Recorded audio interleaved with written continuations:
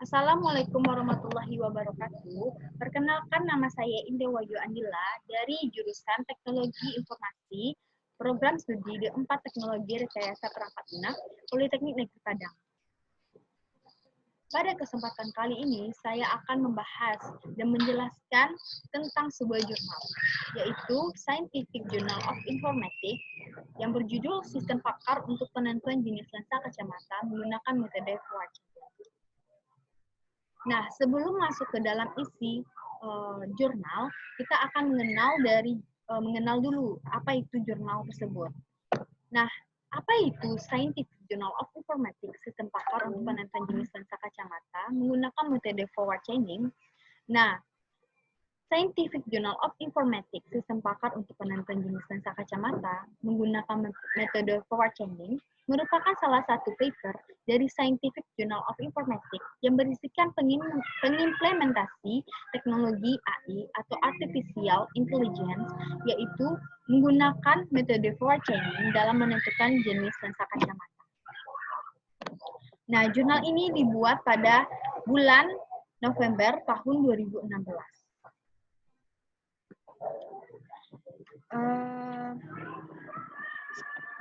Dan kita akan ya Allah.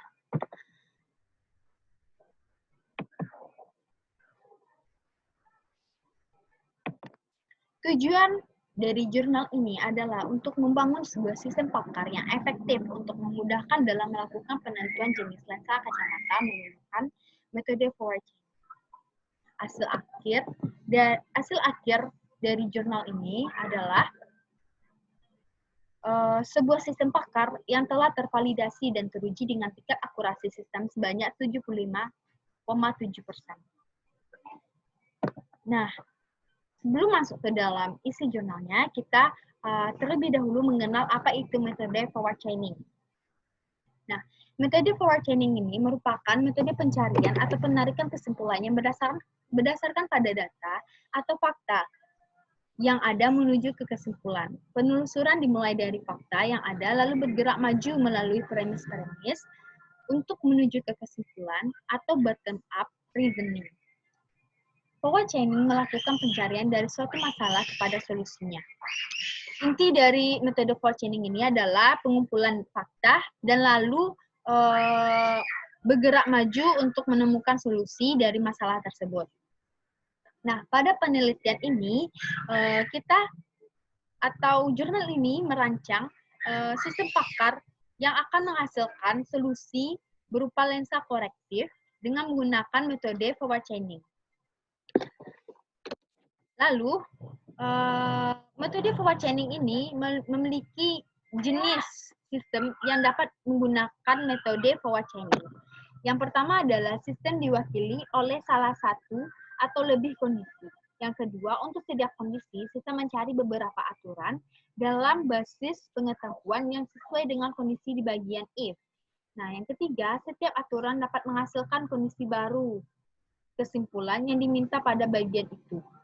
Nah, yang keempat, kondisi apapun yang ditambahkan ke sistem untuk diproses, jika menemui suatu kondisi, sistem akan kembali ke langkah 2 dan mencari beberapa aturan di basis pengetahuan kembali. Jika tidak ada kesimpulan baru, sesi ini berakhir. Nah, itulah tahapan dari proses forward chaining.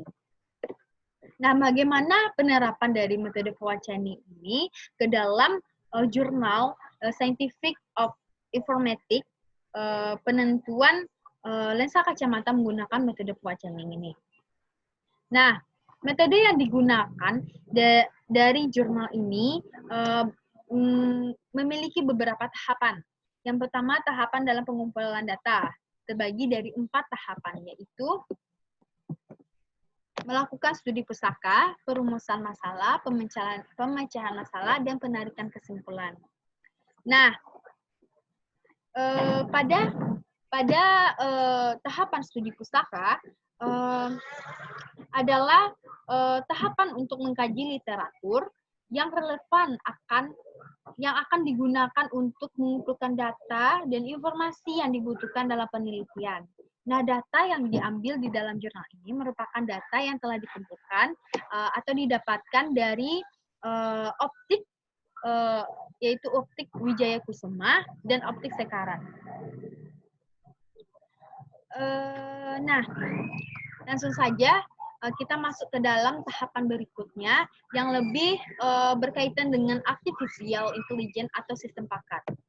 Nah, yang pertama adalah pengembangan perangkat lunak melalui prototyping. Nah, proses ini digunakan untuk mendapatkan sebuah sistem atau prototype yang berhubungan dengan sistem yang akan dibuat untuk menyelesaikan solusi dalam penentuan jenis lensa kacamata.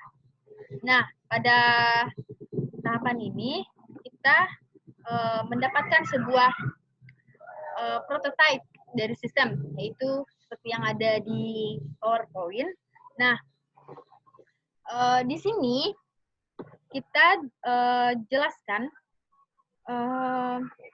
pada prototype ini kita melakukan beberapa tahapan, sekitar 3 tahapan, yaitu tahap pertama adalah mendengarkan pelanggan, tahap kedua membangun dan memperbaiki pasar, dan yang ketiga adalah pasar kontrol pengujian pelanggan. Nah, seperti yang ada di gambar. Nah, jelaskan lagi, pada tahapan mendengar pelanggan, tahapan ini dilakukan pengumpulan kebutuhan sistem dengan mendengarkan keluhan dari pelanggan untuk membuat sistem yang sesuai dengan kebutuhan. Maka harus diketahui terlebih dahulu bagaimana sistem sedang berjalan dan kemudian melihat permasalahan apa yang terjadi. Nah, lalu pada tahapan yang kedua yaitu perancangan dan pembuatan prototipe atau bisa dibilang membangun dan memperbaiki dari prototipe tersebut atau sistem. Yaitu pada tahap ini perancangan prototipe sistem dibuat sistem yang sesuai dengan kebutuhan yang telah ditentukan sebelumnya oleh pengguna atau dari keluhan pelanggan. Nah, yang ketiga adalah tahap di mana dilakukannya pengujian atau trial. Pada tahap ini, prototype sistem diuji cobakan oleh customer atau user. Kemudian dilakukan evaluasi kekurangan kebutuhan pelanggan atau builder atau pengembangan, kemudian kembali mendengarkan keluhan dari pelanggan untuk menyempurnakan prototipe yang ada. Nah, kita lanjut ke tahap selanjutnya yaitu implementasi forward chaining. Nah, seperti yang telah saya jelaskan tentang forward chaining sebelumnya, bahwa metode forward chaining ini menggunakan sebuah aturan dan juga kesimpulan. Nah, implementasi dari forward chaining diterapkan pada 10 aturan yang disimpan di basis pengetahuan. Fakta pertama bahwa A dan F benar jika K juga benar menurut aturan. Itu adalah merupakan contoh dari aturan metode forward chaining. Nah, seperti yang bisa kita lihat di tabel tersebut, merupakan tabel dari aturan sampel. Yang paling atas adalah tabel dari aturan sampel, di mana R1, aturan R1, jika A dan B, maka C. Dan aturan R2, jika C lalu D. R3, jika A dan E, maka F. Aturan R4, jika A lalu G. Aturan R5, jika A, F, dan G, maka D. Aturan R6, jika J dan E, maka H, dan seterusnya. Nah, dari aturan tersebut, kita dapat menemukan fakta baru, yaitu R3, aturannya adalah aturan R3, fakta barunya adalah F. R4, fakta barunya G, dan seterusnya. Nah, lanjut. Keuntungan utama dari forward chaining, metode forward chaining ini adalah bekerja dengan baik ketika masalahnya berasal dari pengumpulan atau penyatuan informasi dan kemudian dicari kesimpulan apa yang dapat diambil dari informasi tersebut. Namun, metode forward chaining ini memiliki kelemahan, yaitu kemungkinan tidak adanya cara untuk mengidentifikasi mana beberapa fakta yang lebih penting dari fakta lainnya. Nah, lanjut. Langkah selanjutnya yaitu pembuatan pohon keputusan. Nah, pembuatan pohon keputusan digunakan untuk membantu menyederhanakan proses basis pengetahuan sistem pakar pohon keputusan untuk penentuan jenis lensa dapat kita lihat pada PowerPoint. Dapat ditampilkan sebuah pohon keputusan. Nah, kita jelaskan bagaimana proses dari pohon keputusan ini. Pohon keputusan ini dirancang sebagai acuan. Nah, pada PowerPoint ditampilkan sebuah pohon keputusan. Pohon keputusan ini digunakan sebagai acuan dalam merumuskan aturan produksi. Nah, apa itu aturan produksi? Aturan produksi adalah aturan yang telah dibuat berdasarkan pohon keputusan. Nah, ini dia. Kita lanjut ke tahapan berikutnya, yaitu pembuatan daftar aturan produksi. Nah, maaf sebelumnya bahwa slide-nya kurang jelas, tapi sini saya akan berusaha untuk menjelaskan. Nah, ini merupakan di dalam PowerPoint ini ditampilkan sebuah aturan produksi untuk penentuan jenis lensa kacamata. Di bagian kiri yang berwarna oranye itu adalah aturan, dan yang bagian oranye yang lebih terang itu merupakan faktanya atau kesimpulannya.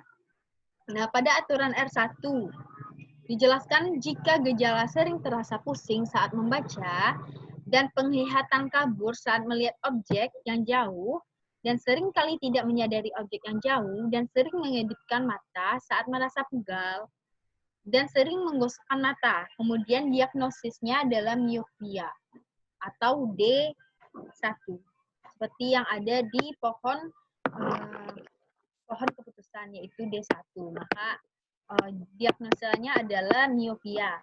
Nah, selanjutnya pada R2, jika gejala benda jauh terlihat jelas, tetapi benda dekat tampak jelas, tidak fokus dan buram, dan sakit kepala semakin terasa saat melihat ke arah dekat dalam beberapa menit, dan mata sering berair atau merah, dan kesulitan membaca jarak dekat, dan mata terasa lelah setelah fokus melihat objek dekat seperti menggunakan komputer dan membaca. Kemudian diagnosisnya adalah hiperopia. Jadi R2 diagnosisnya adalah hiperopia seperti yang diperlihatkan di pohon keputusan. D02 adalah hiperopia. Nah, selanjutnya pada R3, jika gejala saat membaca buku, usahakan buku tetap jadi jauh, dan sering merasa lelah pada mata atau sakit kepala setelah membaca, atau melakukan berbagai pekerjaan dengan jarak dekat, dan kesulitan membaca cetakan kecil, dan membutuhkan cahaya yang lebih terang saat membaca atau mengerjakan pekerjaan rumah, dan sering sakit kepala di bagian depan. Kemudian diagnosisnya adalah presbiopia atau D3. Sama dengan yang di pohon keputusan. Nah, sama dengan aturan R4. Jika gejala memiringkan kepalanya saat melihat benda jatuh, Nah, selanjutnya pada aturan R4, jika gejala memiringkan kepalanya saat melihat benda itu, dan sulit untuk melihat langsung tulisannya, dan akan menyipitkan mata untuk melihat kekuatan apapun, dan sering-sering memutar kepala agar bisa melihat lebih jelas, dan memegang bacaan lebih dekat ke mata saat matanya minus, maka diagnosanya adalah astigmatisme atau D4, seperti yang di pohon keputusan. Nah, ada 4 aturan. Jadi diagnosanya ada 4, yaitu miopia, hiperopia, presbiopia, dan astigmatisme.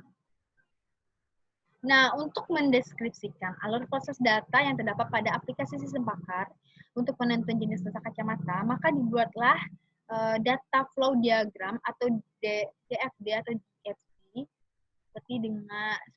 sesuai dengan angka pembuatan DFD.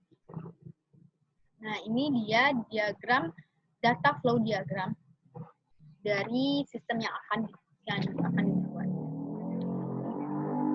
Di dalam diagram alir data DFD terdapat 3 proses, yaitu proses pertama yaitu proses kemasukan data gejala, data diagnostik, dan solusi data. Keduanya menggambarkan proses pencarian, dan yang ketiga yaitu proses menjelaskan proses diagnosa. Proses pertama adalah proses entry data gejala dan data diagnostik dan solusi data aliran masuk dan keluar. Aliran data yang masuk pada proses pertama adalah gejala, diagnosis, dan solusi. Aliran data yang keluar dari proses pertama berupa data gejala, diagnosa, dan solusi menuju database pakar lensa. Yang kedua, menjelaskan proses-proses pencarian yang memiliki aliran masuk dan arus keluar. Aliran data yang masuk pada proses kedua merupakan basis pengetahuan yang akan menggali gejala-gejala yang dari setiap diagnosis gangguan mata. Aliran data keluar dari proses kedua adalah informasi diagnosa gangguan mata dan solusinya mengarah ke database pakar lensa. Jadi ada database, yaitu database yang bernama pakar lensa. Proses ketiga adalah proses terakhir menjelaskan proses diagnosis dan solusi yang memiliki 2 aliran masuk dan aliran keluar. Aliran data yang pertama masuk pada proses ketiga, informasi diagnosa gangguan mata dan solusinya didapat dari database pakar lensa. Dan aliran data yang masuk baik berupa gejala yang telah diinput oleh pengguna saat konsultasi. Aliran data yang keluar dari proses ketiga adalah diagnosis gangguan mata dan solusi yang diberikan kepada pengguna. Kemudian dari data yang telah diperoleh dari para ahli, dibangun perancangan basis data dengan menggunakan entity relationship diagram. Nah, dibuatlah sebuah IRD. Bagaimana IRD tersebut? Nah, ini IRD. Entity Relationship Diagram atau IRD merupakan salah satu model relasional yang menggunakan susunan data yang disimpan dalam sistem abstrak. IRD merupakan model relasi entitas yang memuat komponen-komponen himpunan entitas dan himpunan relasi. Masing-masing dilengkapi atribut yang merepresentasikan semua fakta dunia nyata yang akan ditinjau dan dapat dijelaskan secara lebih sistematis. Penerapan Entity Relationship Diagram atau IRD, sistem pakar untuk penetapan jenis lensa kacamata, dapat dilihat pada PowerPoint kita. Nah, berdasarkan PowerPoint tersebut, atau gambar yang telah ditampilkan di dalam PowerPoint tersebut, dijelaskan bahwa tabel konsultasi mempunyai 3 atribut, yaitu atribut ID, kode gejala, dan jawaban. Setiap proses konsultasi memiliki tabel diagnosis dan tabel solusi. Saat konsultasi, tabel konsultasi memiliki diagnosis dari tabel diagnosis, dan setiap diagnosis memiliki solusi-solusi tabel. Hubungan antara atribut kardinalitas konsultasi dengan tabel diagnosis adalah 1 ke 1. Begitu juga pada tabel konsultasi dan tabel solusi adalah 1 ke 1. Hal itu juga berlaku untuk tabel kardinalitas diagnosis pada tabel solusi yang 1:1 untuk setiap diagnosis hanya memiliki 1 solusi. Selain tabel diagnosa, yang dimiliki ada 4 atribut, diantaranya nama diagnosa, kode diagnosa, caption, dan kode solusi. Setiap diagnosa diambil tabel pengetahuan, dan tabel pengetahuan diambil tabel untuk setiap gejala. Gejala dapat memiliki diagnosis pada gangguan mata. Setiap gangguan diagnosis memiliki beberapa gejala gangguan mata. Kardinalitas hubungan antara tabel diagnosis dengan tabel pengetahuan adalah one to many. Maka hubungan tabel kardinalitas dengan tabel pengetahuan dengan tabel gejala ya yang sama yaitu one to many. Atribut yang dimiliki pada tabel diketahui ada 7 atribut antara lain atribut ID, sequence, if, tanya, diagnosa, tidak tanya, tidak diagnosa. Selain dipegang pada tabel gejala saja, terdapat 2 atribut yaitu atribut kode gejala dan atribut nama gejala. Selanjutnya, nah untuk mendapatkan hasil akurasi sistem, maka dilakukanlah uji coba dalam perancangan sistem ini sesuai dengan langkah terakhir yaitu uji validalitas sistem. Nah, di sini kita lihat di tabel terdapat 37 koresponden atau alias pengguna yang melakukan uji coba. Yaitu ada Siska dan sampai Fareza Ahmad. Keakuran suatu sistem sangat dibutuhkan dalam membangun aplikasi. Untuk menghasilkan keakuran sistem, maka dilakukan uji validalitas sistem, yaitu dilakukan uji validalitas sistem pakar dan uji validitas sistem bagi pengguna. Pada uji validitas sistem menghasilkan tenaga ahli bahwa metode algoritma forward chaining dengan sistem adalah sesuai dengan sistem dan sistem dapat bekerja dengan baik, maka sistem juga memiliki kriteria sebagai sistem yang kompatibel dengan browser. Terlihat bahwa sistem mampu bekerja pada masing-masing browser berbeda, yaitu Google Chrome, Mozilla Firefox, Internet Explorer, Opera Mini, dan Safari. Nah, hasil dari uji coba ini menghasilkan akurasi sistem sebanyak 75,7%. Seperti yang telah kita sebutkan di atas, yaitu hasil akhir dari jurnal ini. Nah, dari sebanyak itu penjelasan tentang jurnal Scientific of Informatics, penentuan jenis lensa kacamata menggunakan metode forward chaining, maka dapat kita simpulkan bahwa dalam perancangan dan pembangunan sistem pakar untuk penentuan jenis lensa kacamata dengan menggunakan metode forward chaining yang dilakukan sebelumnya adalah menggunakan beberapa tahapan yang sangat berhubungan dengan artificial intelligence dan sistem pakar dan juga menggunakan pengumpulan data dan fakta dari optik Wijaya Kusuma dan hasil dari akurasi sistemnya yaitu 75,7%. Hasil akurasi sistem tersebut memberitahukan kepada kita bahwa sistem pakar untuk menentukan jenis lensa kacamata dapat membantu dalam pelayanan optik dan yaitu salah satunya adalah optik Wijaya Kusuma dan optik Sekaran. Adapun saran-saran untuk pengembangan sistem pakar lebih baik, perlunya penambahan jenis solusi lensa kacamata bagi pengguna yang memiliki diagnosis gangguan mata ganda, serta faktor penggunaan bahasa lebih diperhatikan agar menghasilkan sistem user friendly. Baiklah, sekian dari presentasi saya. Apabila ada kata dan ucapan yang salah, mohon dimaafkan. Dan maafkan segala kekurangan saya. Terima kasih. Assalamualaikum warahmatullahi wabarakatuh.